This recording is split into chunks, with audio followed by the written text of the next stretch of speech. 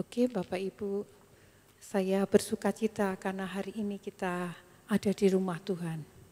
Ada sesuatu yang sangat menyenangkan. Kita libur 5 minggu ketika kita masuk sekolah, itu sesuatu yang menyenangkan. Dan saya tahu kita itu juga, saya rasanya kangen. Bapak Ibu kemarin minggu yang lalu itu saya bolos gereja karena saya pulang kampung.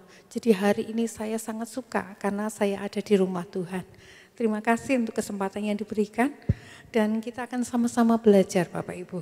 Kita akan belajar satu tema tentang kebangunan rohani. Nah, saya ambil judul itu kebangunan rohani itu dimulai dari saya, revival begins with me. Jadi kebangunan rohani tidak akan dimulai dari yang mana-mana, tapi katakan pada diri kita sendiri, kebangunan rohani, revival akan dimulai dari diri saya. Amin Bapak Ibu. Oke, mari kita akan belajar bersama-sama. Gereja Tuhan, mari kita menangkap apinya. Saya berkata kepada Miss Tanti tadi pagi, saya ini orang yang lambat untuk menangkap apinya. Jadi Bu Esther sudah beberapa waktu yang lalu nangkap tentang revival untuk Blora. Tapi saya itu masih bengong, saya itu masih belum bisa jalan karena saya itu enggak ngerti apa saya itu butuh revival. Karena menurut saya itu udah baik-baik saja menurut saya. Jadi saya itu enggak ngerti.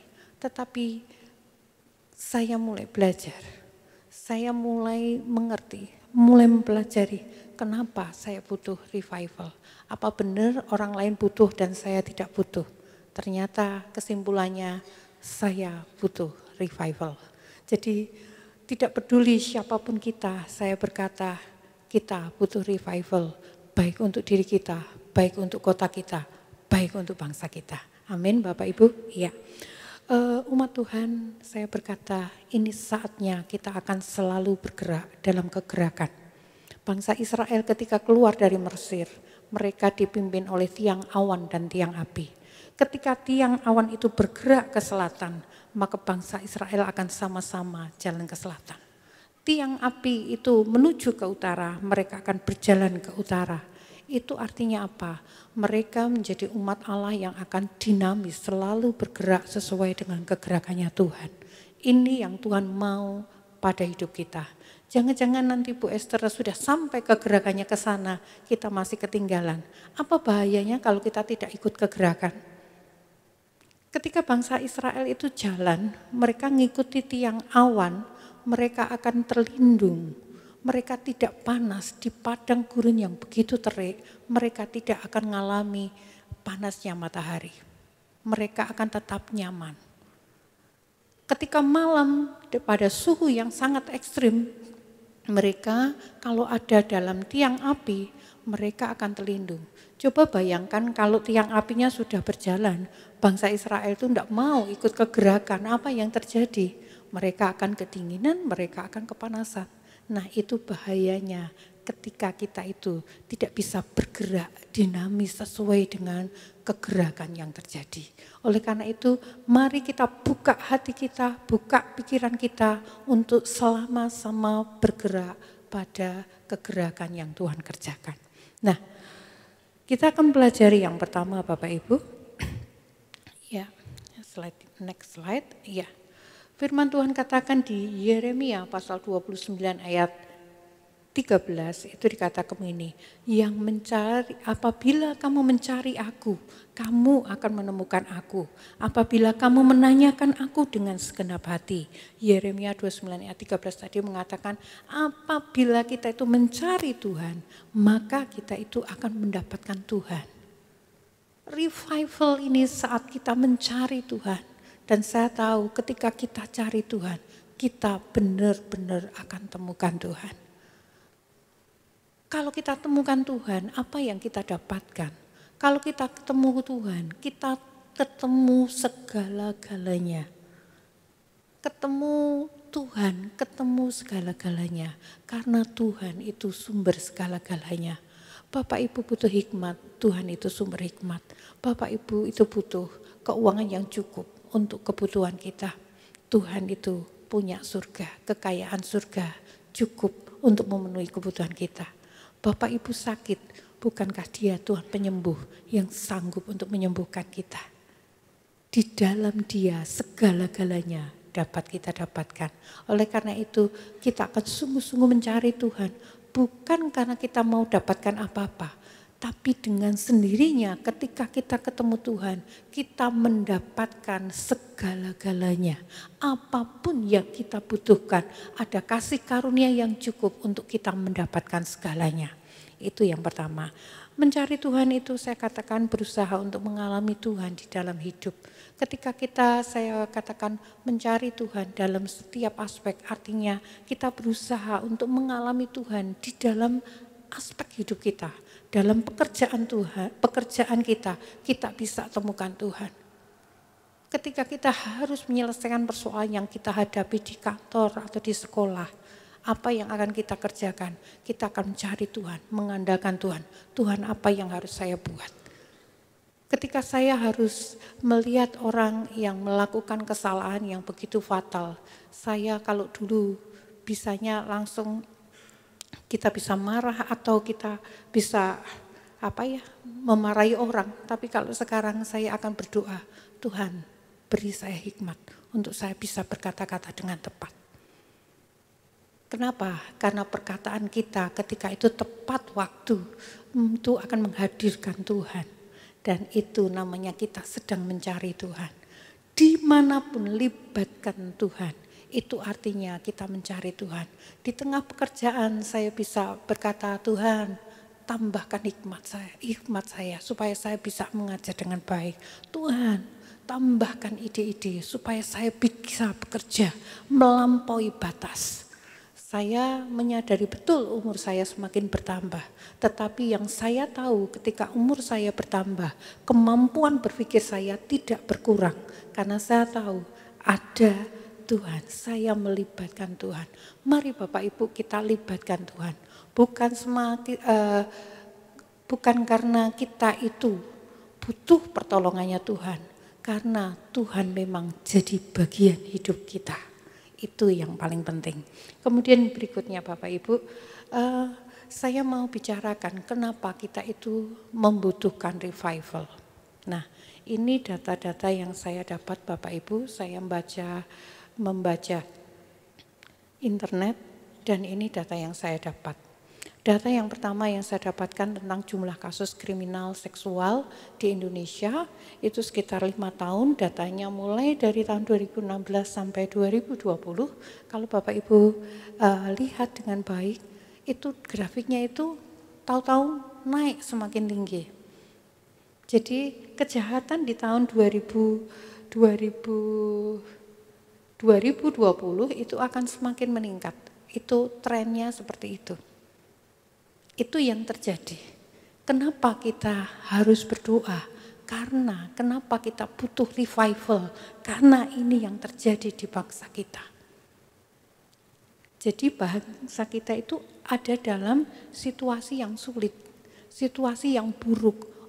Ini pekerjaan umat Tuhan untuk membangkitkan yang namanya revival. Kita butuh revival supaya kondisinya berubah. Nah, yang kedua Bapak Ibu, dari riset Kementerian Pemberdayaan Perempuan itu dikatakan ada 66,6% anak laki-laki dan 62,3% anak perempuan di Indonesia menyaksikan kegiatan seksual pornografi melalui media daring. Jadi ini data penelitian, artinya kalau Bapak Ibu lihat ada 10 anak, di antara 10 anak, kalau itu ada 10 anak, ada 6 anak paling enggak, 6 anak laki-laki itu sudah pernah lihat yang namanya pornografi. Kemudian ada sekitar 6 anak perempuan juga sudah melihat pornografi. Itu artinya apa? Negara kita itu darurat yang namanya ini. Tidak ada yang namanya takut akan Tuhan. Di akhir zaman orang fasik akan semakin fasik dan ini yang akan terjadi. Kalau kita tidak berdoa, maka bangsa ini akan semakin buruk. Kalau tidak ada revival, bangsa ini akan semakin jatuh. Kemudian fakta yang lain yang saya temukan tentang peringkat korupsi di Indonesia. Indonesia itu menurut Indeks Persepsi Korupsi Transparansi Internasional itu mengatakan bahwa kita itu negara dengan peringkat 110 dari 180 negara yang korup. Jadi kita itu negara yang korupsinya itu tinggi. Kenapa bangsa Indonesia tidak bisa maju? Walaupun kita punya kekayaan alam yang begitu banyak, karena banyak yang suka korupsi. Akhir zaman itu akan banyak orang yang semakin cinta uang. Ketika orang cinta uang itu akar kejahatan.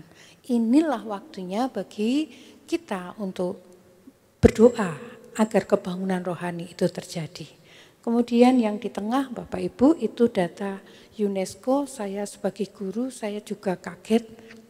Ternyata UNESCO merilis hasil penelitian itu untuk masyarakat Indonesia minat bacanya itu cuma 0,001. Artinya dari 1.000 orang cuma 1 orang yang punya minat baca. Kenapa kita itu tidak pintar? Karena tidak mau membaca. Bagaimana kita memiliki haus dan lapar akan Allah? Enggak mungkin karena kita juga enggak mau membaca. Baca firman juga enggak mau, ini baca umum juga enggak mau. Inilah yang menyebabkan kita itu menjadi semakin buruk. Jadi cuma ada 1 orang di antara 1.000 orang yang memiliki minat baca. Kemudian kalau di ranking untuk minat baca itu ranking kita kalau ada 61 negara yang diteliti, kita itu rankingnya 60, jadi paling jeblok. Jadi jeblok nomor 2 dari bawah, itu ranking kita. Kemudian yang lainnya Bapak Ibu tentang penggunaan internet. Jangan salah Bapak Ibu, ranking kita tidak semuanya buruk, ada yang baik. Tapi bahaya, rankingnya itu baik, rankingnya itu ranking 2 dalam penggunaan internet. Tetapi Bapak Ibu, internetnya dipakai apa? Bukan untuk membangun diri, meningkatkan kapasitas diri, untuk jadi pinter, untuk tahu lebih banyak, untuk mengembangkan diri atau mengembangkan apa? Mengembangkan tingkat kerohanian, bukan, tetapi ini cuma untuk main game. 95,4% itu penggunanya itu cuma memakai internet untuk game aja. Jadinya di sekolah-sekolah itu anak-anak kelihatannya nilainya bagus, kadang-kadang secara akademis mereka enggak ngerti apa-apa. Karena apa? Mereka cuma asik dengan yang namanya game. Ketika mereka harus berpikir, menyelesaikan masalah, ada kesulitan karena tidak terbiasa untuk berpikir. Ini yang terjadi. Ini garis besar apa yang saya temukan, yang saya tahu ini yang mendorong kita untuk kita. Kenapa? Harus ada revival. Kalau ini saya bicara Indonesia, artinya Blora itu bagian dari Indonesia. Ini juga yang terjadi di kota kita. Mari kita akan dorong hidup kita. Ini saya harus berdoa karena kondisinya seperti ini. Nah, revival kemarin Miss Tanti kapan itu sudah mengajar kita waktu Miss Tanti buka Mazmur pasal 85 ayat 6 itu tentang revival. Revival itu sebenarnya apa? Itu pernah diterangkan. Yang namanya revival itu berasal dari kata revive dari Mazmur 85 ayat 6 itu dikatakan begitu. Will you not revive us one more? Then your people will rejoice in you. Ini yang dikatakan firman Tuhan. Apakah engkau tidak mau menghidupkan kami kembali sehingga umatmu itu bersukacita karena engkau?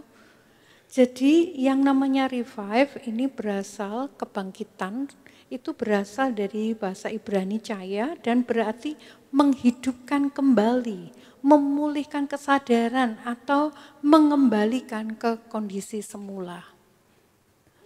Ini yang namanya revival. Mari kita akan berdoa untuk revival. Tuhan menghidupkan kembali. Kota kita mungkin sudah ketinggalan.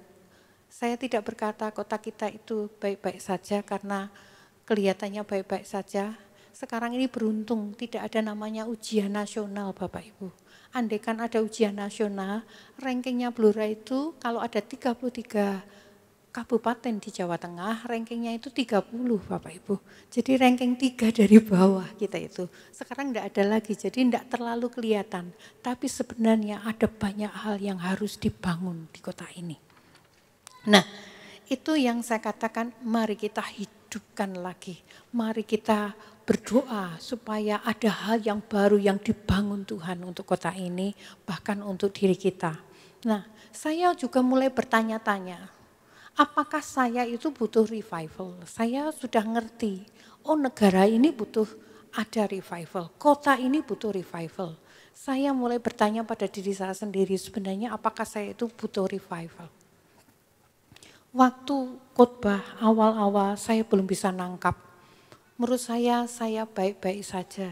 Saya orang baik, saya lakukan hal yang baik. Saya kelihatannya itu bukan untuk saya. Revival itu untuk orang lain. Tapi apakah benar begitu? Kemudian saya belajar firman, ternyata kesimpulan saya butuh revival. Kenapa? Yang pertama ini alasannya Bapak Ibu. Ya, Wahyu 3 ayat 15 sampai 17. Bisa baca bersama dengan saya supaya kita sama-sama belajar firman. Oke, baca sama-sama Bapak Ibu. 2, 3. Aku tahu segala pekerjaanmu, engkau tidak dingin dan tidak panas. Alangkah baiknya jika engkau dingin atau panas. Jadi karena engkau suam-suam kuku dan tidak dingin atau panas, aku akan memuntahkan engkau dari mulutku. Jadi firman Tuhan mengatakan ini yang terjadi, engkau tidak dingin dan tidak panas dan Tuhan akan muntahkan. Nah, ketika kita memiliki kasih yang suam, Tuhan itu akan memuntahkan. Apa artinya itu dimuntahkan? Dimuntahkan itu keluar dari hadirat Tuhan. Ketika keluar dari hadirat Tuhan yang ada itu cuma kematian.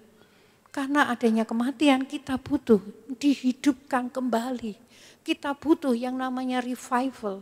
Hari ini saya tidak tahu kondisi Bapak Ibu semuanya. Tapi saya percaya kita itu yang paling tahu diri kita sendiri. Sebenarnya apakah kasih kita kepada Tuhan itu berkurang? Apakah kita sedang mengalami kesuaman?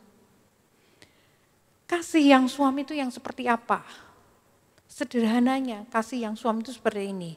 Tidak ada semangat dan tidak ada usaha untuk meningkatkan kemajuan rohani. Kalau Bapak Ibu sekarang ini coba masih enggak kita itu punya gairah, aku mau ke gereja, aku mau FA, aku mau ikut doa, aku mau berbagi, aku mau peduli, aku mau terlibat dalam pelayanan ini itu. Apakah kita punya gairah? Ketika kita tidak punya gairah, sebenarnya kita sedang dalam kesuaman. Kemudian yang kedua, saya katakan tidak ada usaha untuk meningkatkan kemajuan rohani. Bapak Ibu kerohaninya dulu kalau misalnya itu jadi murid Bapak Ibu, jangan dulu yang ini, ya sebelumnya aja. Jadi kalau kita itu murid, katakanlah Bapak Ibu itu punya nilai 6, nilainya tetap 6 aja. Enggak naik mau jadi 7. Ini karena apa? Tidak ada usaha untuk meningkatkan kemajuan rohani. Apa yang kita usahakan supaya kita bertumbuh? Adakah yang kita kerjakan? Apakah kita punya waktu untuk membaca firman? Apakah kita mau belajar firman? Saya mulai belajar, saya tidak pintar bahasa Inggris, tapi saya mulai buka literasi bahasa Inggris. Saya pakai Google Translate, saya mencoba untuk mempelajari. Kalau itu khotbahnya bentuknya bahasa Inggris, saya akan subtitlenya saya ganti bahasa Indonesia. Karena apa? Saya mau meningkatkan kapasitas. Ketika kita tidak meningkatkan kapasitas kita menjadi orang yang suam, rasanya pengen pensiun, rasanya tidak mau ke gereja, rasanya tidak mau ke doa, rasanya tidak mau apa-apa. Itu yang terjadi. Itu tandanya kita mengalami yang namanya kesuaman. Kemudian yang kedua, jadi ketika Bapak Ibu suam, itu tandanya kita butuh yang namanya revival. Kemudian yang kedua, sombong. Apakah Anda butuh kebangunan rohani yang kedua, yang membutuhkan kebangunan rohani itu ketika kita sudah sombong. Firman Tuhan katakan, keangkuhan itu merendahkan orang, tetapi orang yang rendah hati menerima pujian. Kemudian Amsal 16 ayat 18, kecongkakan mendahului kehancuran dan tinggi hati mendahului kejatuhan. Jadi ketika kita memiliki sikap yang sombong, orang yang sombong itu kayak apa? Orang yang sombong itu merasa tidak perlu Tuhan. Apapun yang dikerjakan itu karena usaha saya, karena saya bisa, karena saya mampu. Orang yang sombong itu akan gampang sekali untuk melihat, menuntut orang lain. Itu orang yang sombong karena dia menganggap dirinya lebih baik. Itu orang yang sombong. Mari kita belajar apakah kita itu masih memiliki kesombongan seperti itu. Kalau ada kesombongan, hati-hati. Firman Tuhan katakan orang sombong itu jatuh. Kalau jatuh, kadang-kadang orang jatuh itu ada yang jatuh itu tergeletak, ada yang bisa KO langsung Bapak Ibu. Waktu jatuh ini butuh yang namanya revival, butuh dibangkitkan. Kalau kita hari ini masih sombong, kalau kita menganggap apapun dengan lakukan apapun masih dengan kekuatan kita sendiri, kita butuh yang namanya revival. Saya termasuk orang yang butuh yang namanya revival. Karena kadang saya merasa saya bisa, saya mampu, saya kadang-kadang lupa. Ini yang terjadi, saya butuh yang namanya revival. Kemudian yang ketiga, yang butuh revival itu siapa? Yang butuh revival itu ketika hati kita itu tidak lagi peduli pada jiwa. Ketika kita tidak peduli pada jiwa, itu tandanya kita butuh dibangkitkan. Kenapa? Karena firman Tuhan katakan Yohanes 4 ayat 35, mari kita baca sama-sama Yohanes 4 ayat 35. 2, 3. Dan lihatlah sekelilingmu dan pandanglah ladang-ladang yang sudah menguning dan matang untuk dituai. Tuhan sudah menunjukkan kepada kita ada banyak ladang yang sudah menguning siap dituai. Ini saatnya kamu peduli pada jiwa. Ini saatnya kamu bergerak untuk menuai jiwa-jiwa. Kalau kita tidak bergerak, kalau kita diam aja, kalau kita tidak tertarik dengan namanya penginjilan lagi, tidak tertarik untuk melihat orang yang belum percaya Yesus, menjadi percaya Yesus, itu salah satu tanda kita butuh yang namanya revival. Apakah kita sedih melihat orang yang belum percaya Tuhan? Kalau kita tidak ada rasanya susah melihat saudara kita belum terima Yesus. Kalau kita tidak susah lihat orang lain dalam keluarga kita belum kenal Tuhan, tandanya mungkin kita butuh yang namanya revival. Dibangkitkan lagi karena Tuhan maunya, desainnya. Ketika Dia membenarkan kita itu menjadi saksi untuk memenangkan orang lain. Dan hatinya Tuhan itu dikatakan dalam Lukas 15 ayat 10 dikatakan ketika satu orang aja bertobat, Tuhan itu bersukacita. Kenapa kita tidak punya hati yang kayak hatinya Tuhan? Lihat orang lain bertobat dan kita menjadi senang. Kalau kita tidak punya hati seperti ini, tandanya kita butuh yang namanya dibangkitkan. Kita butuh yang namanya revival. Amin Bapak Ibu. Ya, ini hal yang saya sampaikan berkait dengan revival. Saya butuh revival. Mari sama-sama katakan dengan saya butuh revival. Saya butuh revival. Amin. Ya, oke. Mari kita akan lanjutkan satu contoh. Saya akan contoh tentang satu kehidupan hamba Tuhan, tentang Yunus Bapak Ibu. Iya. Yunus itu kalau saya lihat ini revival yang ada di Alkitab, di Perjanjian Lama sudah ada revival. Revivalnya itu tentang kota Niniwe. Kota Niniwe itu sekitar 120.000 orang. Kotanya tidak terlalu besar, tapi saya katakan hatinya Tuhan itu yang cinta banget dengan jiwa-jiwa. Bukan Yunus yang mau kota ini diselamatkan, tapi Tuhan yang punya inisiatif supaya Niniwe itu diselamatkan. Karena ada 120.000 jiwa di sana. Nah, Yunus itu dipanggil Tuhan karena pergi ke Niniwe. Saya tidak akan cerita dengan detail karena saya percaya Bapak Ibu sudah mendengarnya. Dipanggil Tuhan pergi ke Niniwe, tetapi melarikan diri ke Tarsis. Di tengah perjalanan kemudian kapalnya Yunus itu terkena badai yang begitu dahsyat. Orang mulai berpikir, kok kita itu kena malapetaka yang begini ini? Penyebabnya siapa? dibuang undi. Ternyata ketemu seseorang yang asik tidur di buritan, di bagian bawah. Ternyata Yunus. Kemudian Yunus itu mengakui, aku ini sebenarnya hamba Tuhan. Aku ini sedang harusnya itu pergi ke Niniwe, tetapi aku jalan ke Tarsus. Aku melarikan diri dari panggilan Tuhan.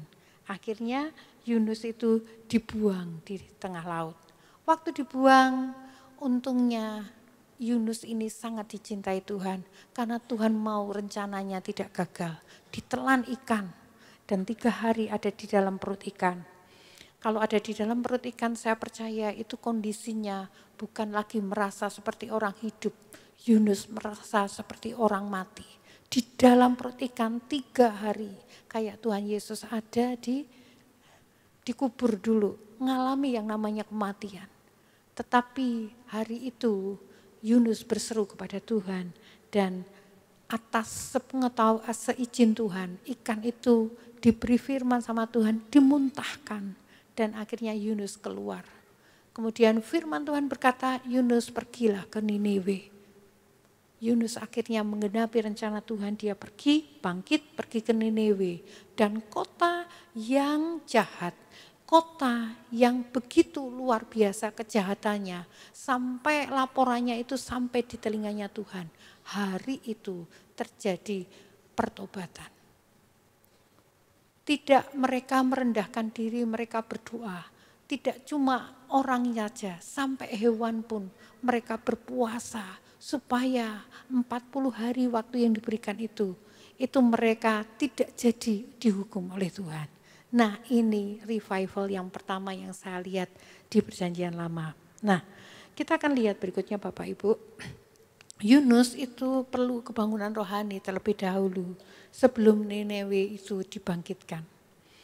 Waktu awal Yunus itu, next berikutnya, untuk slide-nya, ya oke. Yunus itu sebenarnya orang yang hanya peduli pada dirinya sendiri. Peduli pada perasaannya, apa yang dia inginkan, kemudian dia lari dari panggilan Tuhan, fokusnya bukan rencana Tuhan, dia tidak berpikir rencananya Tuhan, yang aku mau, yang aku inginkan, itu yang ada dalam dirinya Yunus. Yunus untuk memilih untuk tidak taat, ini profilnya Yunus. Nah, coba bandingkan dengan profil kita, apakah ini sama, hampir sama dengan kita?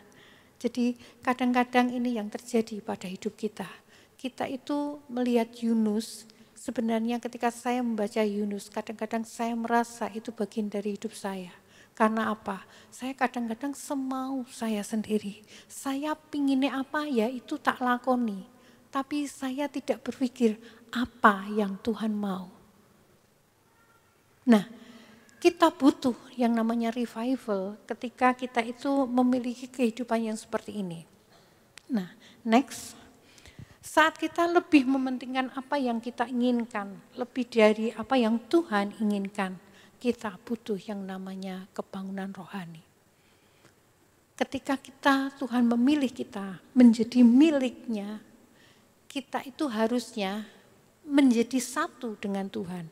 Apa yang diinginkan Tuhan, itu yang menjadi keinginan kita. Saya suami istri, saya menikah dengan suami saya. Ketika saya menikah, saya menjadi miliknya suami saya. Karena saya ini miliknya suami saya, sebenarnya saya punya konsekuensi, tidak bisa hidup seenaknya sendiri. Apa yang menjadi keinginannya, itu yang saya lakukan supaya dia senang. Jadi kalau masak pun saya tadi cerita, masak nasi goreng saya dengan 1 lombok, lomboknya dibagi 3. Tidak pedas sama sekali karena suami saya tidak doyan pedas. Kalau saya beli pecel yang pedas sama suami saya nanti akan dicuci baru dimakan karena memang tidak doyan pedas. Itu suami saya. Apa yang diinginkan suami saya, masakan tidak pedas. Karena saya itu miliknya, saya tahu persis. Saya menyenangkan suami saya. Saya masak yang tidak pedas. Dan karena bertahun-tahun itu menjadi gaya hidup, akhirnya saya juga sama, suka, ingin apa-apa yang tidak pedas. Sama dengan kita Bapak Ibu, ketika kita menyatu dengan Tuhan, seharusnya sama. Apa yang Tuhan inginkan, persis itu jadi keinginan saya. Tuhan inginnya apa? Tuhan maunya apa? Rencananya Tuhan apa? Itu harusnya jadi agenda kita. Karena kita ini miliknya Tuhan. Nah, Bapak Ibu, mari kita sadari bahwa kita ini benar-benar menjadi miliknya Tuhan. Jangan ikuti keinginan kita sendiri. Waktu kita mengikuti keinginan sendiri, sebenarnya kita tidak hanya merugikan diri kita, tetapi merugikan orang lain. Ketika Yunus itu jalan dengan keinginannya sendiri, dia ada di dalam badai dan ada orang lain yang jadi korban. Orang lain harus merasakan kesusahan. Sama ketika Bapak Ibu jalan menurut maunya sendiri, tidak di luar keinginannya Tuhan. Kadang-kadang ada orang lain yang dikorbankan. Dalam rumah tangga ketika suami jalan keinginannya sendiri, nuruti hatinya sendiri, seneng sama orang lain. Coba dilihat, mesti keluarganya akan kacau. Anak-anak sakarepe dhewe di rumah juga pasti akan kacau. Itu yang terjadi. Jadi mari kita ingat baik-baik. Kita akan belajar untuk berjalan sesuai dengan keinginan Tuhan. Supaya tidak merugikan diri kita sendiri, merugikan orang lain di sekitar kita. Nah, mari kita akan lihat tentang Yunus sedikit Bapak Ibu. Bagaimana Yunus itu dibangkitkan Tuhan. Bagaimana Yunus itu akhirnya mengalami kebangunan revival. Dia sudah mati di dalam perut ikan tapi dia dibangkitkan. Apa yang terjadi? Yang dilakukan Yunus yang pertama itu, Yunus itu mengakui kesalahan. Yunus 1 ayat 12. Sautnya kepada mereka, angkatlah aku, campakkanlah aku ke dalam laut, maka laut akan menjadi reda dan tidak menyerang kamu lagi. Sebab aku tahu bahwa karena akulah badai besar ini menyerang kamu.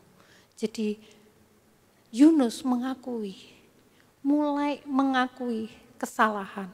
Kalau Bapak Ibu ingin yang namanya revival, mulailah dari diri sendiri. Akui apa yang salah di hadapan Tuhan.